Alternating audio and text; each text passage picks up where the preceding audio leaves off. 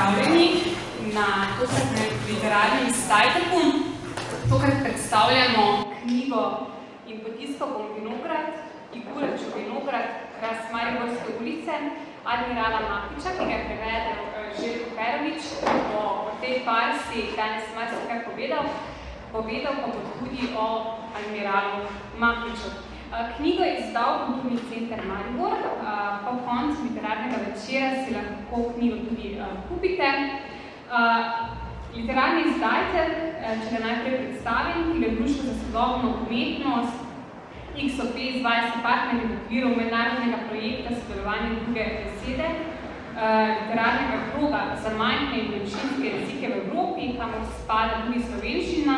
Tokrat predstavlja farso žal že pokojnega avtorja admirala Mahniča, ki je preminil 4 leta nazaj, rodil se leta 1945, umrl leta 2015 in je pogostokrat bil gost, literarni gost, rezidenčni gost Maribora. Maribor je imel izjemno rad.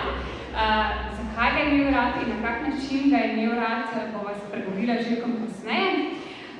In zato je tudi v bistvu v prvotni, torej v svojem bosansko-hercegovskem jeziku napisal torej tudi to farso, v kateri najdemo torej že na začetku, da govori o Mariboru.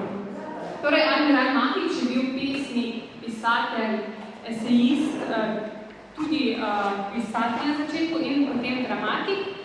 Bil je član društva piseca Bosne in Hercegovine, Društva hrvatskih književnika, kot tudi PEN centra Bosne in Hercegovine in Hrvatskega PEN centra. Objavil je 14 pesniških zbirk in v času obleganja Sarajeva je bil voditelj književnih programov v Sarajevu.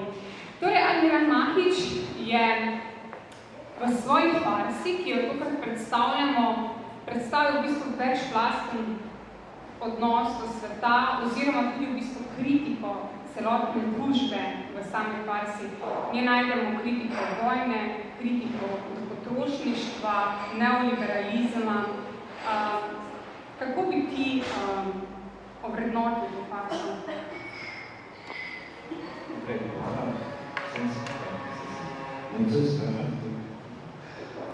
je to farso? Seveda ne je zvučiš, vrednotine, kar se meni se vrti, kar bi naj bilo na odru, recimo, kako bi to ljudje sprejemali, recimo to vulgarnost, ki v bistvu mi živimo, recimo, ne pač to še eksplicitno tako postavlja, potrošništvo, vojne, nace za denar, bogatstvo in tako naprej. V bistvu pa pozabljamo tisto osnovno, kar potrebujemo ljubezen. Se pravi, ne samo vojno, ampak tudi na splošno. Torej boj, če najprej sem se potočila, torej boj med kapitalizmom in torej to drugo potjo, o kateri sem tudi sam naniknil, o tej ljubezni, lepoti, in na eni strani torej boj med sinom in očetom v farsi, torej tukaj nastopata multikapitalist in njegov sin, Curlingston. Kako vidiš ti ta boj med očetom, sinom oziroma in kapitalom in samim življenjem, ki ga živi njegov sin? Zdaj sem pomislil, da svet očetom in sin, sveti duh pa je kapital. V bistvu pride tako, da na koncu, kad reko oče in sin, ženske so pa tudi potrošno blagodobnost. Kaj se izkaže. Igrajo ene pomembne vloge v smislu bogatenja, ne vem kaj je tudi na koristiti. Tako niso produktivne, ne? Skozi celotno farso. Izravljene. Ta boj med očetom in sinom, spet je ta neki mačističen odnos, torej, ki oče popiči, sin popiči, ampak to je pa interesantna, zdaj je že tako na začetku, potem mogoče eno komentarje, da se nam tega tiče. Lahko, ja.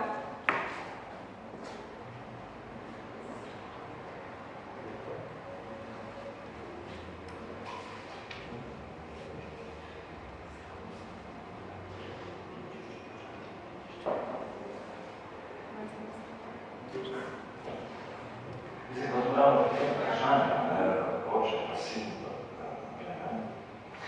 Se pravi, doktor Orgiastikus je oče, in pravi takole. Jaz sem res čudež, ki ga samo jaz tako razumem, ampak zdi se mi, da ti ne dojemaš, da bo tudi jasno, da bo nekdo moral nadaljevati s pridobivanjem bogatstva, z njegovim kopičenjem do neskončnosti. V nasprotnem primeru nikoli niti ni bilo več časno, ker se vse preseže.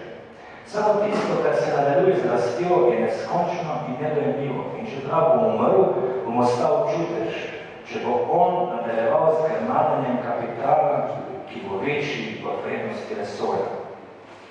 Tako bom skozi njega tudi rastel v smrti. Jaz sem vizir pornografije. Jaz moram posmrtno prehiteti kozmos, ali pa bo ta čudež, ambicije in gičnosti, kakšen sem bil, ostal neznan. Pa tudi moj sin poštar Kavinston mora biti v funkciji moje energije, ne pa v službi svetega preterojstva, brez ozira, kako majhna je njegova vloga in tudi prav zato, ker je majhna. Ker pa to ni več moja vloga, je tudi boljše, da je majhna. Hočem, da moje ime odmeva, ker je moja vloga prehiteti kozmos in sina, ker to nekdo mora storiti, če ne, je zgrešen smisel človeškega obstoja. Ja, to je oče, doktor Orgiastikus, in je torej veliki vodja, upravljalec sveta, tako se ima torej sam. V bistvu pa lahko vidimo, da admiral pokaže kljub temu, da oče misli, da vodi svet, vodi trgovino za navijače, vodi neki mikrokozmos in misli, da je vse mogoče. Kako je torej ta vladar med galaksije, ta njegova vsemogočnost in narcisovnost brutalna in uničujoča za celotne družinske odnose, ki se potem kažejo skozi farso, torej nikoli ni bil sposoben normalnih odnosov, ampak vedno kopičen in ta njegov. Seveda je uničujoče, seveda je uničujoče za odnose, tako v bistvu, tako kot danes je, dejansko to dirka za kapitalom, pozabljene na družinske odnose, na ta razmerja, ki je tukaj recimo to, na kar nasedamo vsi danes, recimo, pač ta odnos, ne vem, ta grški mitološki odnos, recimo oedipolski, recimo, ker pač oče mora biti sina na koncu, mislim, oziroma sin očeta, pardon, in se pravi vse dejansko to, kar slika, to, kdo hoče videti, to vidi, dejansko, zato pravim, tako se mi zdi, to bi, če bi to na odru se ki pojavljal, mislim, to strašno. Ja, tudi, jaz sem tudi razmišljala o filmski izvedbe, ker je tudi ta galaktičnost, mislim tudi ta fantastične prvine, ki se pojavljajo v farsi.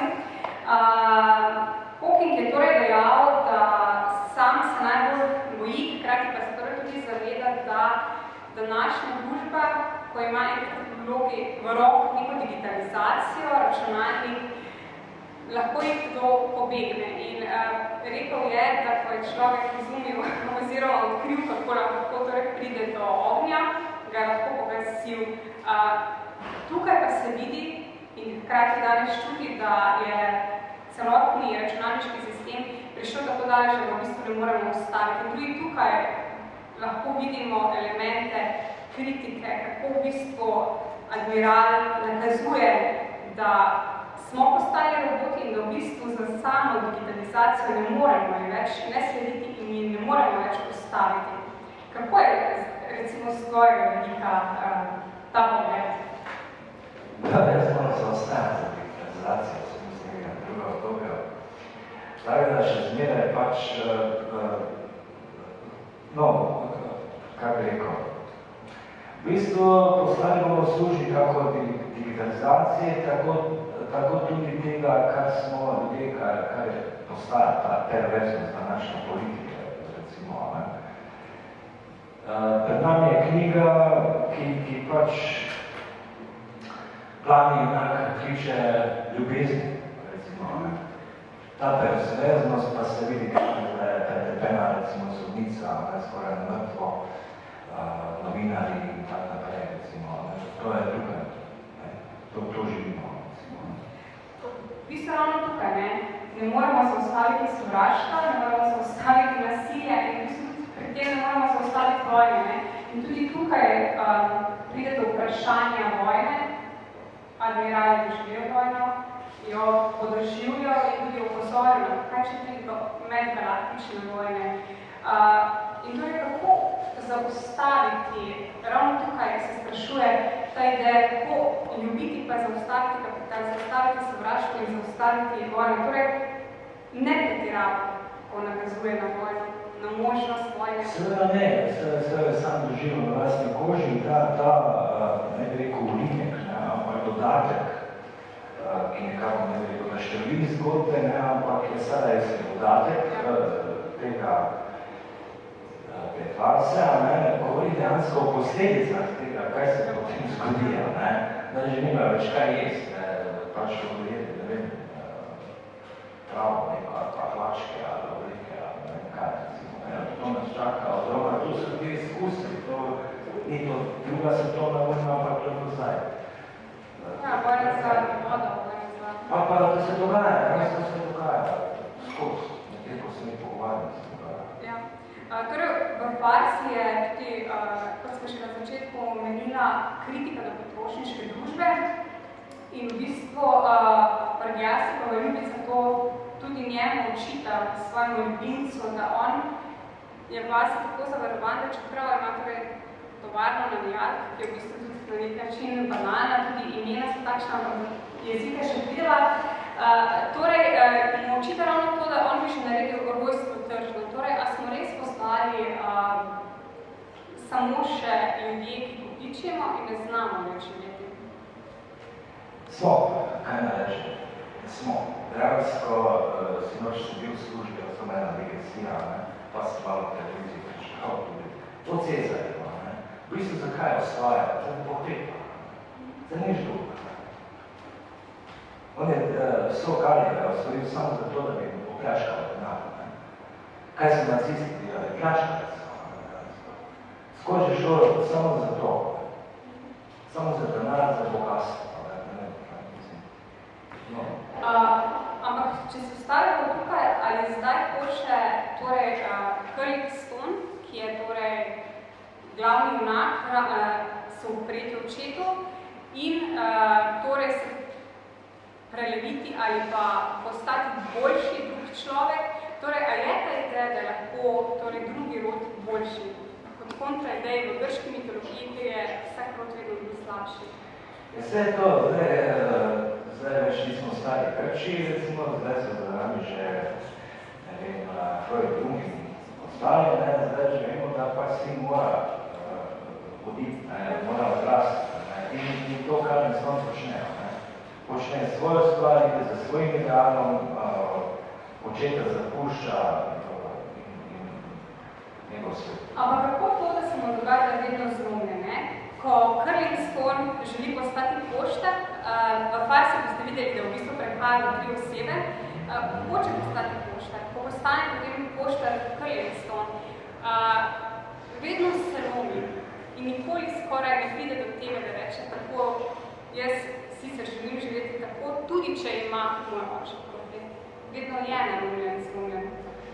Ja, se danes so nas spremljajo ti očetja, recimo, skozi so z nami, skozi nas lomijo, skozi nam ne pustijo, mi se pa ne damo, moramo iti naprej. Tako da otrok ni poreden, v tem smislu, da je z njim nekaj narobe, ampak takrat, ko je poreden, se pravi, da odrašča. In Curly Stone, tako se vidi, odraščamo. In on se bori na tej poti, pač ima ovire, spoznava svet te, kako bi rekel, očetov, ima skozi padal, neko se jim pojavlja na tej poti. Torej, in ravno tukaj si želi lepšega, manj pokretnega življenja in želi postati poštar in se odloči, da bo živel v Mariboru. Torej, Maribor je tukaj zelo pomemben potopoš, čeprav v bistvu sama faksa poteka v medgalaksiji in potuje z balonom, kjer pristane na obronkih pod obronkih Pohorja. Kako je torej, da najprej se dotakneva admirala, kako je on občutil v Maribor, kdaj je prvič stopil na mariborsko sceno in tukaj bil rezidenčni avtor? Zdaj, ko jaz vem, da je pač to se zgodilo ob predstavitvi knjige Pomanjkuje prostora, ki je šla pri Združbi 50 let. Oni so hoteli nekega živečega avtorja, ki je objavil v tej knjigi, in materiala sem pa, jaz sem se spoznal 2007 in Sarajevo in se rekel, wow, mislim, to morate videti. In ko je prišel, seveda, bili smo bolj spetnava, in smo očarali vse skupaj, normalno, in že na čipauzi je bila vprašanje, če imaš ti knjigo, mislim, čut, imaš knjigo slovenščine, nima mogo tako je osvojil vse. In tako je to začelo, v bistvu poln idej, sicer mogoče ne praktik, toliko, da je dal idejo, da je dal tudi, vem, tu dol, da smo sedeli pred sex-shopom Nataša Švika, Tom pa jaz, pa 12, on pravi, zakaj naredite festival erotične literature?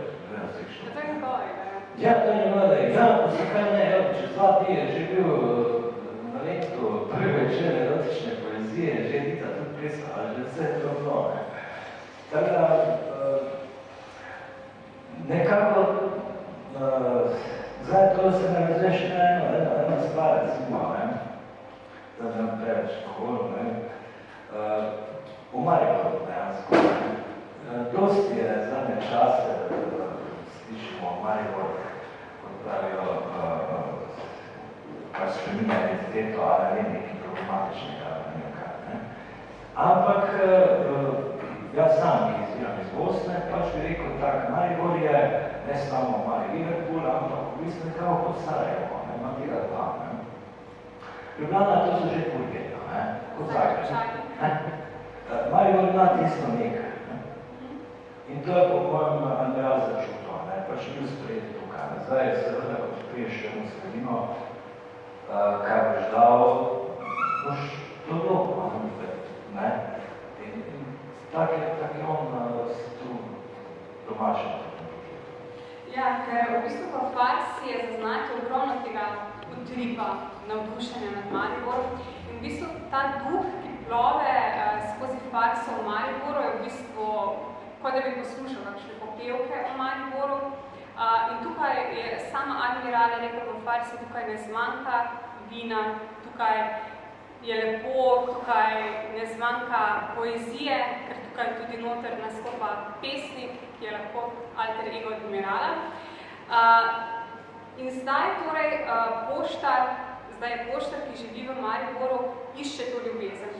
Kako bi torej admiralovo preostalo literarno delo lahko povezovali z ljubeznijo? V slovenščini so išle torej tudi pesniška zbirka z naslovom XXL ljubezni, torej to iskanje ljubezni, ki ni v bistvu zbolj omejeno na neke relacije, na partnerske odnose, veje skozi samo farso. Ta ideja ljubezni. Ja, razumela, že čisto malo pravi. Ja. XXL ljubezni so od Stropnika. Ja. Vozni red ljubezni. Vozni red ljubezni, ja. Hvala. Ne čujem. Ljubezen, dejansko, verjetno to, kar vsi iščemo in on tudi pač iskal. Zdaj, koliko smo sposobni obdržati v tem, koliko je tudi on sam bil zmogel, recimo kot poem, zdržati tako ljubezen, to tudi vprašanje, ampak se pravi ljubezen kot ideal na koncev odnosa med dvema, hkrati pa tudi kot ideja miroljubnosti, kot sožitja in v tem smislu tudi ta ljubezen dejansko. Ja, ker ravno tukaj, na začetku sva torej govorila tudi o kritiki pornografije. Ravno tukaj je admiral v bistvu naredil presečišče proti pornografiji, torej kritika tega in hkrati v bistvu iskanje te esence ljubezni, ta duh, ki ga išče. Ampak je zdaj Poštar tisti, ki ta duh išče v Mariboru ali ta duh ženska? Osebno sem to doživel ravno kot tega duha, ki ga je srečal v Mariboru, recimo od, ne vem, povsod, ki se je pojavil od hostla, pekarne, ne vem, tukaj v Kibli, recimo s Petrom, ne vem, ni mu bilo težko navezati stika, oziroma ljudje so do njega bili odprti, ne, on je to začutil, ne, da je lažje kaj uredil. Možno je to tudi, da pač kakšen si, saj pravim, on je taki, kak je bil, tudi v Velenju so bili tam, ne, parkrat po mesec dni, recimo, naj vse ljudi je poznal. Mislim, da je to on začutil, da je tega duha dejansko. To je ta mariborska devica, ki ga poljubi, to je ta deviški mariborski duh, ki ga po mojem Mariborčani malo so zgubili z horizonta, ne. Če beremo, evo, še danes, sicer super članek od Melite Forsnerič, ne, recimo, ne, Bog ne daj, da bi karkoli nasprotnega rekel, dober članek zelo, ne. Ampak je to pač ena plat, ne, Maribora, ne. Osebno sem tudi priseljenec s svim in vem, da nisem imel nobenih problemov. Hkrati bom tukaj rekel, recimo, Vojnovičev, recimo, kaj že, Čefuri Raus, nisem niti mogel brati v bistvu, ne. Ampak dejansko fužine v Mariboru niso možne, ne, za moj pojem, ne, mislim, v takem smislu, kot so to pač v Ljubljani doživljali, ne pojma, ne. Mislim, osebno čisto drugače doživljam tukaj svet. Izgleda, da je admiral na to prišel. Ampak, če se lotiva zdaj pri farsi ravno antifeminizma, torej, čeprav Poštar nenehno išče to devico oziroma Maribor, pa so tukaj ženske kot potrošna roba, ne, ali je to mrtva mati, ali je to zdaj prostitutka, ali je to devica, ljubica, ali pa celo ženska, ki pesniku v farsi prepisuje pesmi. Admiral še zmeraj začutil ta patriarhat, ki vlada v svetu, čeprav govorimo o emancipaciji, ali je to bil zgolj ta mačistični pojav naključen, oziroma predvsem zaradi tega odnosa med očetom in sinom, ker mama ni imela moči, da bi lahko stopila mesto. Seveda je začutil, to je ta patriarhalni, mačistični odnos, kaj bi rekel, ni zdaj recimo ženska tista, ki je doktorica Orgiastikus, ampak in tudi vse ženske, ki so tu, so v službi tega aparata, ne? So v službi, ne vem, kaj bi rekel, tako da puknem brez veze, da rečem, tako kot je Margaret Thatcher, recimo, ona je pač bila v službi moškega aparata, ne vojne, ne? To je moški princip, ne? Ja, ampak ravno tukaj, ne, so vseeno v službi moškega, ne, ampak konec koncev vse vodijo te moške v farsi. Na zelo posreden način, to pa je drugo vprašanje, v bistvu. Zaradi tega, ker kaj bi na svoj način rekel, da so, evo, tako direktno bom rekel, moški butli, ženske pa vladajo, ne? Ker drugo jim ne preostane, one so taktičarke, recimo, ne od zadaj, pač to je tak, ne? Da bi dosegle svoje, ne? Ker jim drugo ne ostane in na en tak način prefinjen dosegajo svoje stvari, ker drugače ne morejo v tem. Ampak v farsi ni vse tako, da dosegajo, ampak dobesedno lahko vodijo, ne? Orgiastikusa vodi čez pogovor, vodi ga v razmišljanju, vseeno ga presega na nek način. Tudi ljubica, ki se pojavi potem celo samo še kot njen glas, pesniku prepisuje pesmi in ga še ne naprej. Ta norost moški enostavno brez žensk zmrznemo, da rečem, mislim, nemogoča, ne? pa brez ozira, ne vem, kaj bi rekel, kaj bi bil Trump brez Melanije, ne, mislim, Ja, tako je. na koncu. Nič, ne, nemogoče. Ja. Bi prebrala zdaj še kaj? Ja, glej, jaz bi predložil mogoče Glasbenikom. Evo, da... Tako, danes sta z nami Bojan Tomažič in Said Bešlagič. Bojan Bešlagič. Bojan Bešlagič.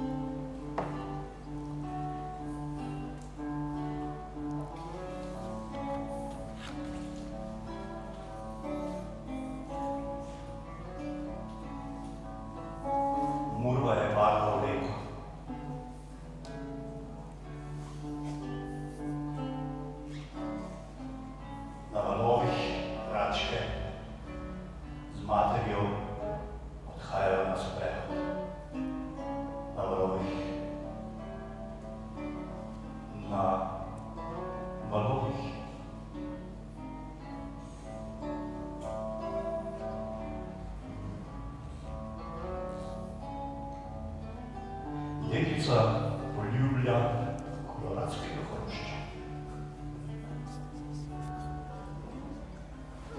Škrpljen do vso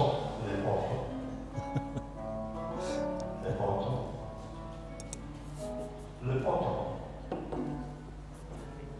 Mlinski kamen zaljubljeno gleda zrna.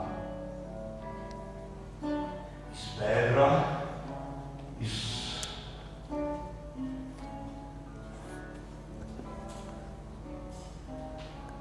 prevajalske tudi. Iz prsta, iz kolena, iz hriba. Povsod nesmrtnost sije.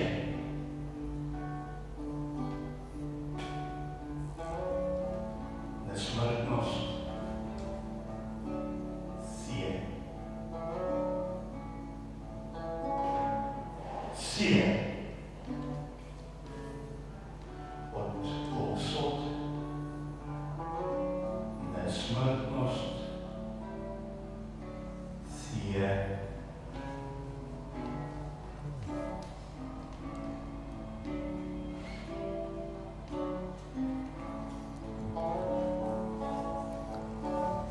Iz bedra, iz prsta, iz kolena, z hriba, od povsod nesmrtnost sije.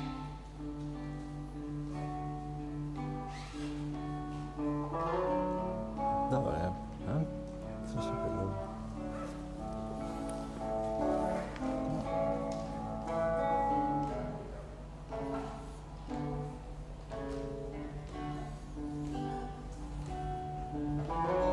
Murva je padla v reko.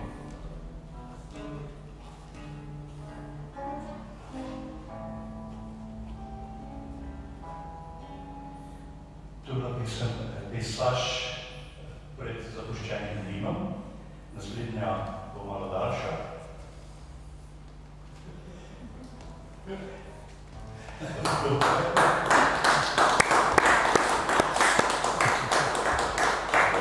Našega ploska, ko ne. Odkot ljubezen za mizo.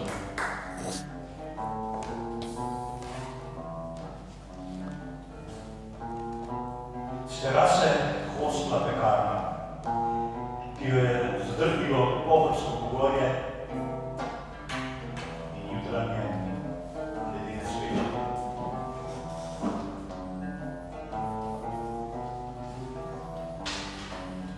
Maham svobodni ženski, ki me gleda iz vesolja.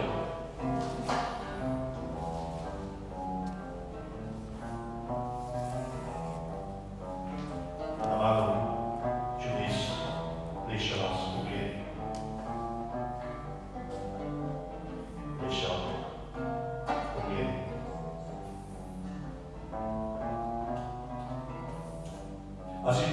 sama, kot sem jaz.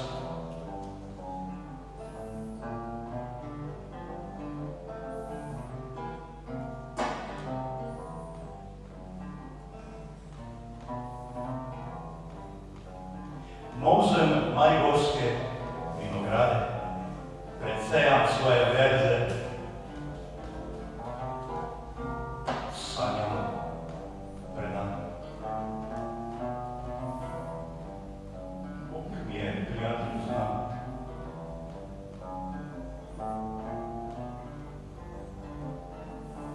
Ampak to se stalo ljubi, lepa ženska iz vesolja. Nad vsemi vrhovi. Kdo se s teboj ljubi, lepa ženska iz vesolja?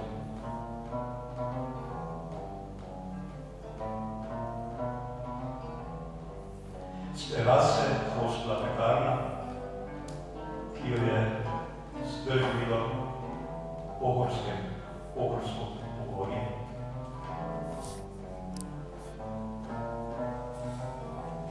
In jutranje ledine sveče. Ja.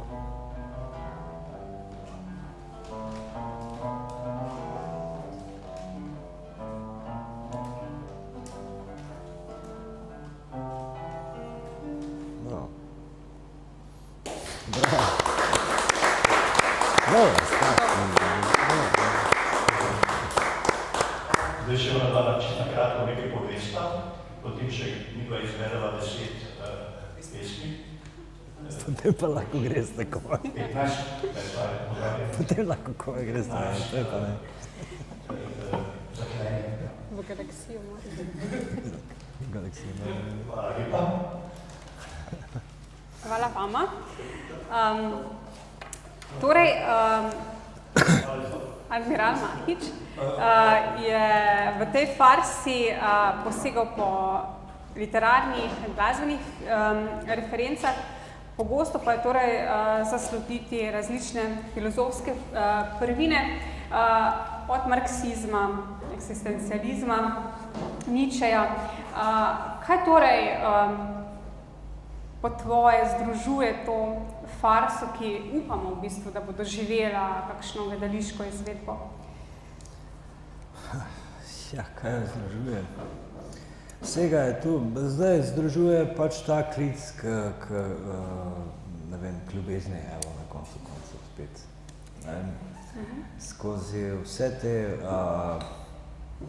vmes na poti do tega cilja, ki pa se, tako so rekla na koncu, ne veš, da se bo resničila, ne, ampak ostane v nekem polju, ne, ki ga je še treba iskati. Ravno to, ne, ker imamo tukaj 15 slik, so v bistvu nam ponujeni ti drobni delčki, ki tvorijo mozaik, ampak nikoli ne veš, kateri mozaik je tukaj glavni, ne, in kje se konča in kje se začne, ker se tudi začne s pesnikom in ljubico in vedno plovem. Ja, vse je to fluidno na koncu vse skupaj, ne.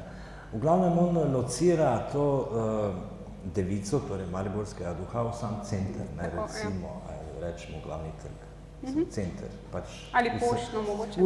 Tako, ali pa pač srce Maribora je takšno. Tako, ja. Zdaj na tej poti do uresničitve pač razne stvari doživlja, ne vem, od Ribniškega sela, recimo pač omenja to okolico, ne vem, ki pa spet torej ni v provinci ta stvar, ne, ker tam tudi čudne stvari srečuje v slovenski provinci, ne, mariborski, ne. Ampak je pač v srcu Maribora je pač ta osvoboditev, bi rekel, ne. Tako, ki jo išče v bistvu poštar Karlinsko, ne. Kakšen je bil tebi prevajalski izziv, če tako rečem? Ja, prevajalski izziv, ne, kaj bi rekel, ne. Besedna raven, naprimer, ker je v bistvu veliko registrov, repanja, slenga. knjižnega jezika? Ja, pogovorni jezik ali pa, ne vem, vulgarnosti ali pa, ne vem, malo je to težko, ti 300 kosmatih, recimo. Ja, ravno to, ne, te dvojnice iz bosansko-hercegovskega jezika v slovenščino. Bolje znajo prekinjati, ne, to je res. Potem, kaj je jezikovni izziv? Ni bilo tako hudega, ne? Mogoče tebi več kot lektorci.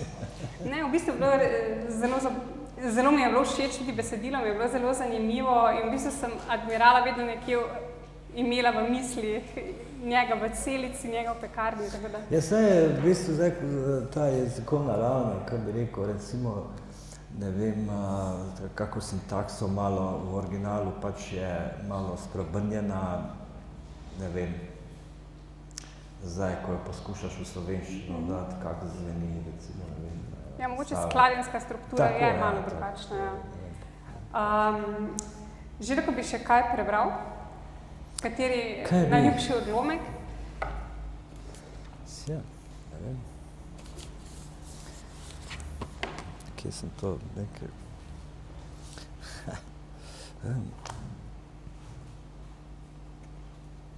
Kaj vem.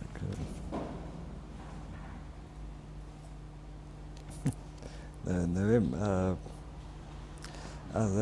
zdaj mi je, da sem potegnil liste ven. Kakva pesem.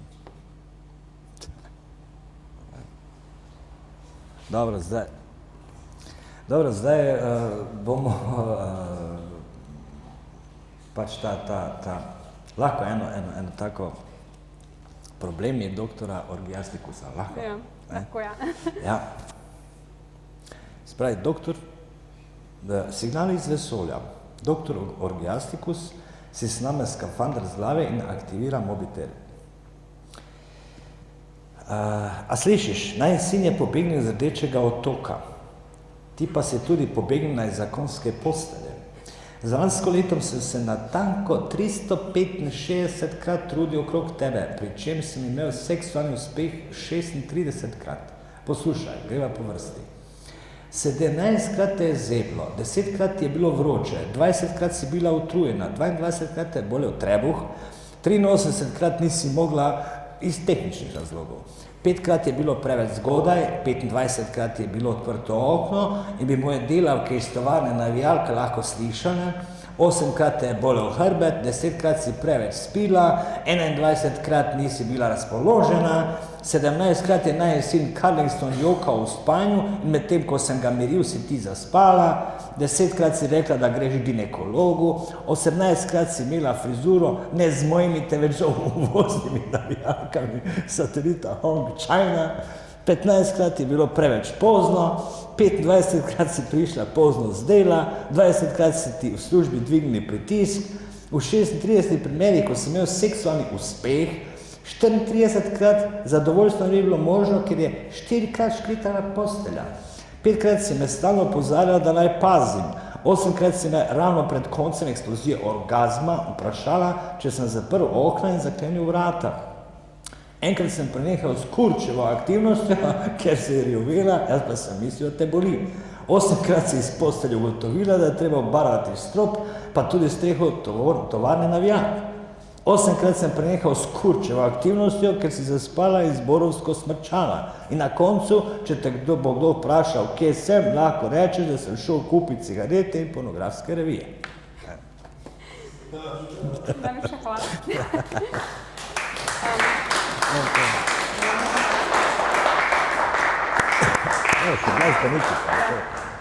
Za konec bi še torej prosila glasbenika, da odigrata.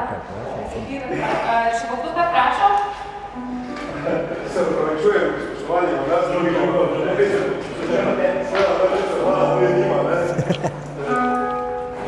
Ta pesem je posvečena hitro, ki naj je pozvalo vedi.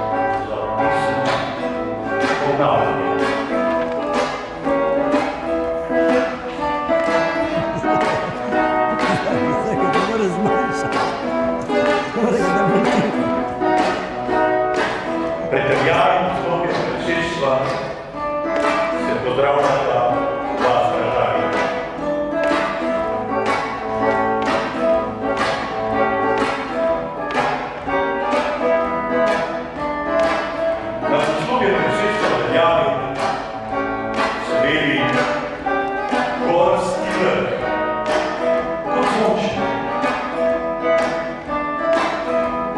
Zvonček. Kaj pa, če bi se tudi jaz zapustil v poslopju predsedstva?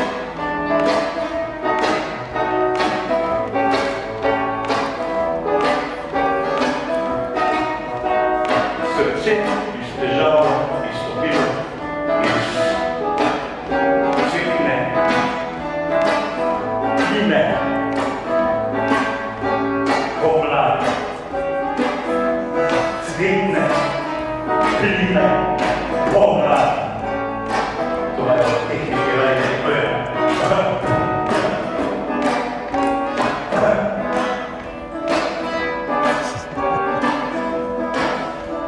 In odšel se državljen spati, službo.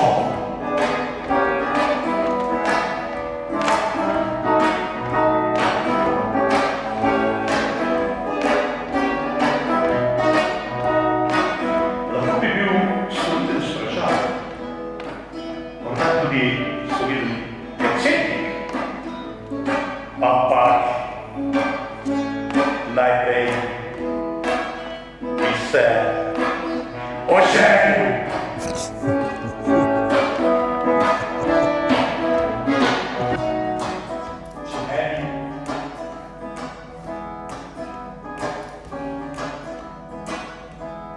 Če ne bi že zašel nekje, Težko delam posla, če. Zdaj se delam spet. če ne bi Vse je fajn. Me veseli, da se ti je.